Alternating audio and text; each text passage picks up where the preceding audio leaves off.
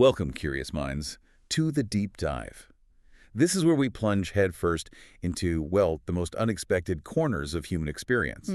We dig up stories that honestly make you question things about the world, maybe even about yourself. Absolutely. Today, our mission, if you will, takes us into a narrative that blends the truly bizarre with, I think, some surprising insights into human nature. Okay, I'm intrigued already. Yeah, so our sources for this deep dive, we've got police reports, news articles, and even some, believe it or not, actual body cam footage. Body cam. Okay, this sounds serious.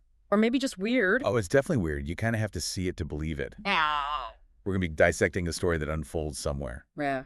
Well, somewhere many of you will instantly recognize. Right. It's a place that holds this peculiar spot in American culture, doesn't it? Like a sacred temple of childhood, but maybe a bit sticky. Huh.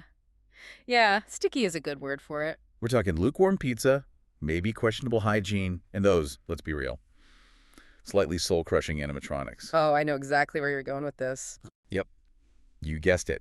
We are diving into a truly wild incident at Chuck E. Cheese. Ah, Chuck E. Cheese. Wow, just the name. It brings back memories, doesn't it? Or maybe triggers something. It really does evoke a reaction. Yeah, for a lot of people, it's probably nostalgia, right? Childhood birthdays, that kind of sugar-fueled chaos. Totally. But for others, and I gotta admit, I probably fall into this camp, it always felt a bit like the belly of the beast. Belly of the beast. I like that. Or maybe just a corporate fever dream, you know? That sticky carpet, I can almost feel it now. Well, And yeah. the sensory overload is real.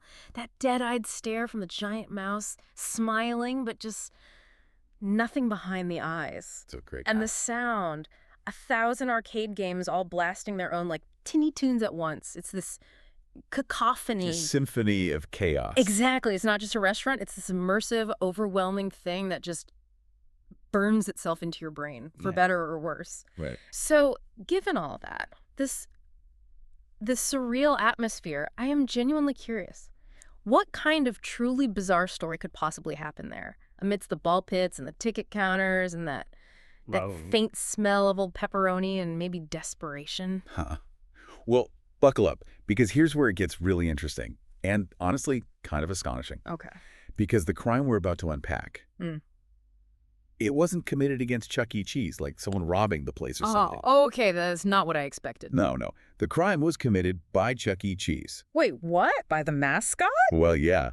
More accurately, by the man inside the suit. No way. It's a story so bizarre, so perfectly absurd, and the fact that we have police body cam footage, it just elevates it. It's legendary stuff. Okay, you have my full attention now. Body cam of Chuck E. Cheese getting involved in a crime. Committed by Chuck E. Cheese. Okay, let's unpack this. Let's get right into it. Please do. All right, picture this. A perfectly normal afternoon.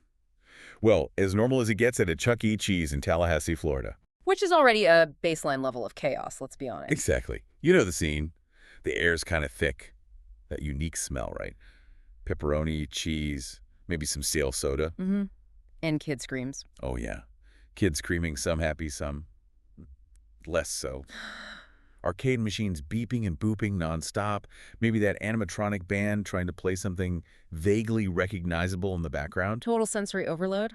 Kids are just running wild. Sugar-fueled, chasing tickets, parents looking overwhelmed, birthday parties happening, presents piled high, sad, deflated balloons everywhere. The usual scene. And right there, in the middle of it all, is the main attraction. Chuck E. Cheese himself, the mascot, out on the floor, doing his thing. Doing his thing. That phrase, it captures it perfectly, doesn't it? It does, right? Because Chuck E.'s thing, it's not exactly like high-energy performance art, is it? It's that slow kind of lumbering walk. Almost existential. Yeah, like a creature who's seen too much, maybe given up a little bit on the whole joyful rodent act. Yep. And the half-hearted high fives with those giant white gloves that kind of flop around and often miss the kid's hand entirely. Adds to the charm, maybe. Or the sadness. And that stare, that 1,000-yard stare you can just feel coming through the mesh eyes of that giant foam head. You really can. You sense the weariness, maybe the profound ennui of the poor soul trapped inside that thing. It's not just a mascot. It's like this silent pantomime of forced fun. Yeah. You wonder what they're thinking. Oh, absolutely. The internal monologue must be wild. And during that shift in that environment, it's kind of a symbol, isn't it, of the unseen struggles hiding beneath the surface. That's deep.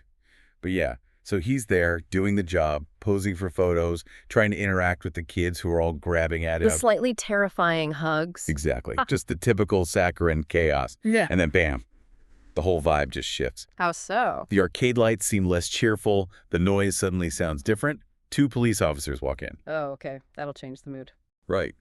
Their uniforms, all crisp and dark blue, they just clash completely with the, primary colors and flashing lights everywhere. That stands out. It's not just unusual. It's like this immediate signal. Something serious is up. Something way beyond lost tokens or spilled soda. Okay, so this is where it gets interesting. Because usually cops at Chuck E. Cheese, you figure, what? Lost kid. Right. Maybe a couple of dads getting into it over skee ball scores. Or maybe someone finally reported the ball pit as a biohazard. Could be. But for them to walk right past the parents, past the games, ignore all the usual chaos points, and make a beeline, a straight line for the mascot. Laser focus. That tells you immediately this isn't random. This isn't about some general disturbance. They are specifically there for the mouse. 100%. It feels like a targeted operation, almost. Yes. Surgical amidst all that kid chaos. Like it was personal for them, It really did feel planned. Like they'd been waiting, maybe figuring out the right moment to swoop in and grab their fuzzy suspect. Yeah. It's just the application of law and order to pure whimsy. It's surreal. It absolutely is. A precision strike in a place built for chaos. And the confrontation itself. Wow, it's like something out of a weird dream. Okay, paint the picture. You've got this poor mom and her kid, totally clueless, trying to get that classic Chuck E. Cheese photo op, right? The one for the scrapbook. Yeah, the slightly creepy keepsakes. And one of the officers, with this incredible, almost chilling calm, he just sits between them and the mascot and says to the mom, deadpan, "Chuck E.'s a little bit busy, ma'am." Softly. No, he didn't. He did. "Chuck E.'s a little bit busy, ma'am." Incredulous chuckle. That has to be one of the most polite and yet utterly terrifying sentences ever spoken in a police context. Right. The sheer deadpan professionalism needed to deliver that line in that place amidst the screaming kids and the flashing lights. It's astounding. It just shatters the whole illusion, doesn't it? Reveals the absurdity right underneath. You can almost hear him thinking, "Ma'am, please step away from the cartoon rodent. He's got a date with justice." Yeah, like That officer deserves some kind of award for composure. It's just, it perfectly captures these weird clashes in modern life where childhood symbols meet grim reality. Yeah, it really does. So then he turns to the mascot, this giant, silent mouse who must be just radiating dread at this point. Oh, I would think so. Sweating buckets in there. And he gives this simple command, "Chuck E., come with me." Direct. To the point. Yep. And then just proceeds to place the mascot under arrest. Yeah. Right there. No request, just, "You're coming with me." In the middle of the restaurant, with all the kids watching. In the middle of everything. Amidst the bright colors, the happy shrieks turning confused, the gravity is suddenly very real, even if the situation is just nuts. Oh, the poor kids, you can just imagine their faces, the confusion, their hero being arrested. Yeah, and you mentioned a kid's reaction. On the body cam, you can clearly hear a little kid just go, "Oh no." Oh, man. That's it, isn't it? That's a core memory forming right there. A really weird, maybe slightly traumatic one. Definitely memorable. That's the day little Timmy learned the long arm of the law reaches everyone, even a 6-foot mouse promising pizza and fun. The magic dies hard. Oh, the magic absolutely died for a whole bunch of kids that afternoon. It's a profound disillusionment, really, and it makes you think, right, about the impact of seeing something like that. For sure. What does it do to kids when these symbols of innocence are, well, compromised? When the figure they trust is led away by cops. It's gotta be confusing. It's like a harsh lesson in adult reality served up way too early, like before they've even finished their pizza. It teaches them appearances can be deceiving, facades can hide weird stuff, creates this jarring feeling. Yeah. So you've absolutely got to hear the audio from the body cam footage as they lead him out. It's just, it's mind-bending. Okay, hit me. They're walking him outside. This giant, silent mouse, still got the red cartoon shoes on, the massive white gloves. The full uniform. The full uniform, walking slowly, Yeah. like a condemned mascot. And then they put him in handcuffs. They actually handcuffed him. With the giant gloves on. With the giant gloves still on. How does that even work? The logistics. Those gloves are like dinner plates. I know. Do they have special, like, oversized mascot cuffs? You imagine the call to dispatch. Yeah, dispatch, we're going to need the big bracelets. Got a fuzzy resisting glove removal. Big bracelets. I love it. It's just the image, the absurdity of a serious police procedure meeting a giant mouse costume. It's visual comedy gold. And yeah, they cuffed him, gloves and all, total commitment. Wow. And then comes the big moment, the reveal, the unmasking. They carefully take off the giant mouse head. There's this weird reverence to it, taking off this iconic symbol. And they place it gently on the hood of the patrol car. Oh, the imagery. The smiling Chucky head staring blankly off the hood of a cop car. Right. Flashing lights reflecting in the vacant eyes. It's like something Banksy would do, but with more like existential dread and maybe a hint of stale pizza. Totally. So who was underneath? Who was the man behind the mouse? Beneath the foam, beneath the forced smile, was a very sweaty, very confused-looking 41-year-old man named Jermell Jones. Jermell Jones, okay. Not exactly a criminal mastermind name. Not exactly. So the big question, right?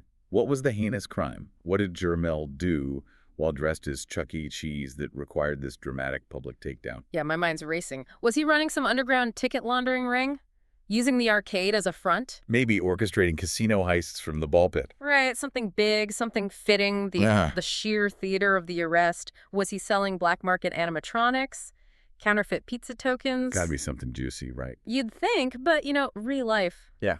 It rarely matches the drama we build up, does it? The truth is often much smaller. It certainly does not live up to the hype in this case, the actual crime. The reason for arresting Chuck E. Cheese in front of a bunch of kids. Okay. Let's have it. Credit card fraud. Posse. Wait. Hey. Just credit card fraud. That's it. After all of that, the public arrest, the cuffs on the giant gloves, the head on the police car for credit card fraud. That's it. Apparently, he was wanted for stealing a customer's credit card after a birthday party about a month before. Oh, okay. And then using it to make some fraudulent purchases. The cops have been looking into it, tracked him to his job, which happened to be inside the mouse suit, and decided, well, now's the time. The irony, caught at the scene of the alleged earlier crime, kind of. Exactly. Wow. The banality of it, it's almost disappointing, isn't it? A little bit. You expect this huge, dramatic reveal, and it's just kind of sad and petty. But that gap, that difference between the spectacle of the arrest and the mundane reality, that's what's really fascinating, isn't it? It really is. It almost makes it funnier in a weird way. It deflates the whole thing. So what did he buy? What was so crucial, he had to allegedly steal a card for it. A lifetime supply of tokens. Secret blueprints for a better animatronic band. Okay, get ready for this. According to the police report, he used the card at a local meat market and a smoke shop. Bursts out laughing. You're kidding me? A meat market and a smoke shop. That's what the report says. This isn't exactly high living, is it? He's not funding a lavish lifestyle here. He's allegedly buying, what? Jerky. A pack of cigarettes, maybe some discount steaks. Probably. That might be the saddest, most pathetic crime imaginable. And it just makes the whole arrest scene, the whole Chuck E. Cheese takedown 1,000 times funnier. It really does. He risked his job, his freedom, maybe his dignity, such as it is inside a mouse suit, for beef sticks and maybe a vape pen. Beef sticks and a vape pen. The height of criminal ambition. It's almost a dark comedy about desperation, right? Contrasted with this incredibly public, humiliating fall. Yeah. So during questioning, Jermell Jones, he initially denies everything.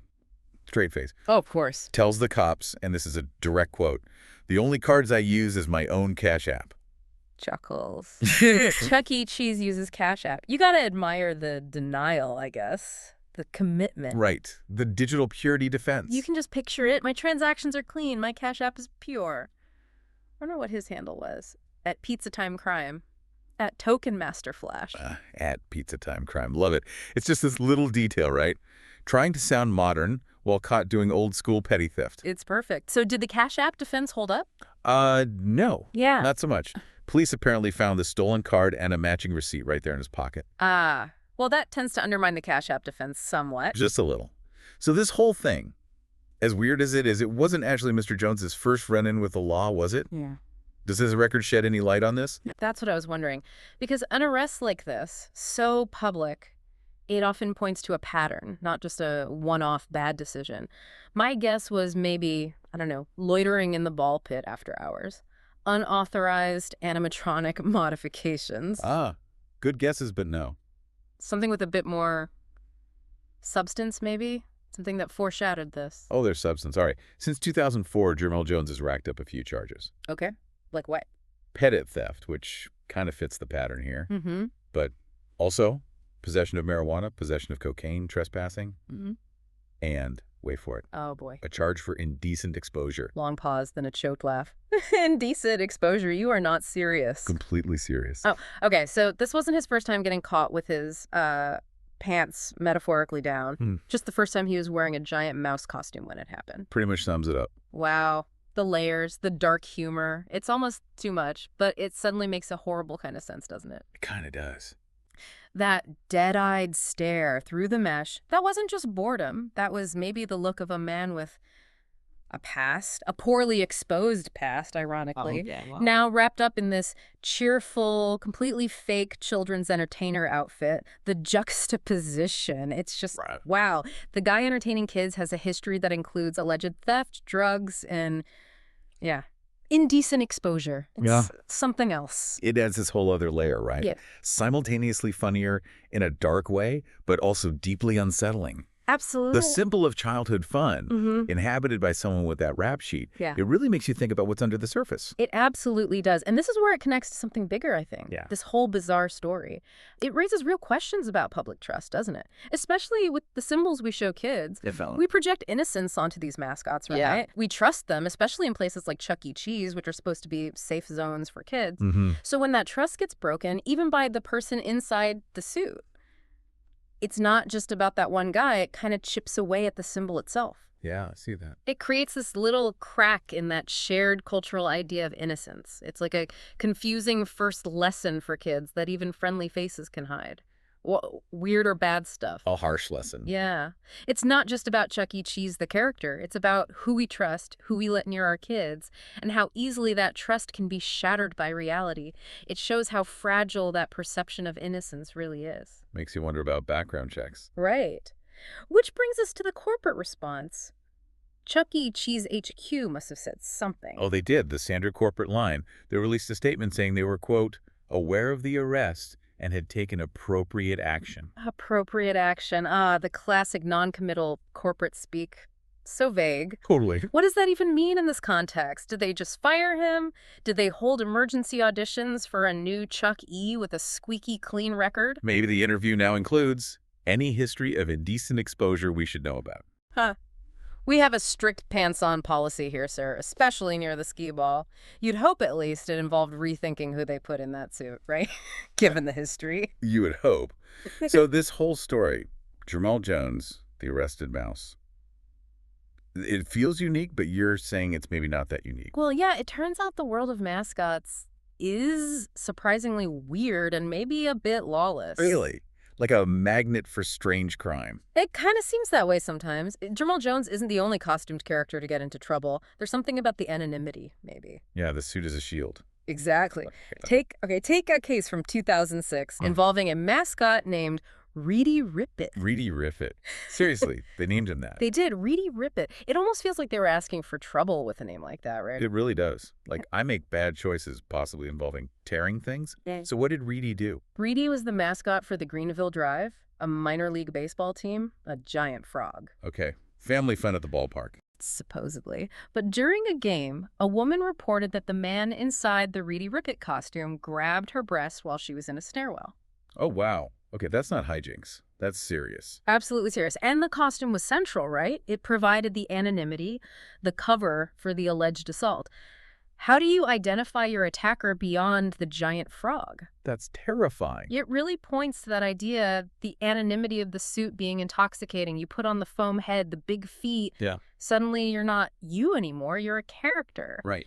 And for some people, maybe that hidden identity feels liberating in a really dark way, like they can get away with things. Yeah, that makes a disturbing kind of sense, like they're invisible. Exactly. Free from normal rules and accountability. You become the frog who commits assault. Or the mouse who commits credit card fraud. It's that psychological shift. De-individuation, they call it. You lose your sense of self in the disguise. De-individuation. Okay. Yeah. That's a chilling way to think about mascots. It can be. But hey, it's not always dark. Sometimes it's just dumb. Okay, give me a lighter one, please. All right.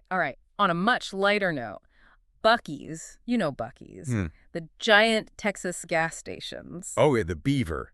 Legendary. Beaver. Well, a few years back, 3 teenagers apparently broke into a Buc-ee's. Okay. And what did they steal? Not cash, not snacks. They stole the head of the Buc-ee's beaver costume. Laughing. Just the head. That's amazing. Just the head. Now, that is more like wholesome mascot crime, right? That's just dumb teenager stuff. It's hijinks. What were they thinking? Exactly. It's the kind of story you tell later and laugh about. Totally different league from the other stuff. It's mascot minor leagues. Harmless, mostly. So how'd they get caught with a giant beaver head? That's kind of conspicuous. Ah, well. Modern technology meets teenage brains. They posed for photos wearing the beaver head. No. Yes. And then naturally, they posted the pictures online. Oh, kids today? So the police just shared those pictures on social media like, anyone know these guys wearing our stolen beaver head? Caught. Red beaver-headed. By their own selfies. It's the irony. It's perfect, isn't it? The costume gave them anonymity for the theft, but their desire for attention undid them. A true cautionary tale of the digital age.